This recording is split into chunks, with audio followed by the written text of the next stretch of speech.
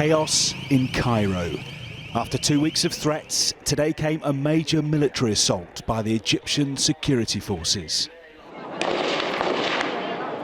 Their bulldozers crashed through the barricades of the makeshift camps filled with supporters of ousted President Morsi and the Muslim Brotherhood. Protesters were soon running from the area.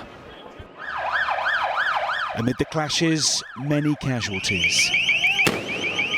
The death toll is still rising. Among those killed, a British cameraman working for Sky News. We start with the very sad news that our colleague, Sky News cameraman Mick Deane, was shot and killed in Egypt this morning. The 61-year-old had covered hostilities around the world for decades.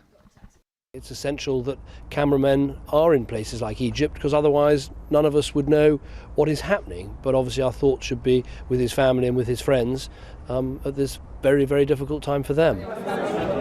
Injured protesters have been given emergency treatment at field hospitals like this one. But a war of propaganda is being fought as well. The Egyptian military has released these thermal images, evidence it says that some protesters were armed and firing on troops. This spokesman for Egypt's interim Prime Minister said the government saluted the efforts of the security services for keeping casualty figures relatively low. It's unclear how many casualties have been caught up in today's operations, but for some, it has had all the hallmarks of a massacre. Most of the casualties seem to have resulted from automatic weapons being fired at unarmed people, would suggest that it's difficult to argue with massacre being used to describe these incidents.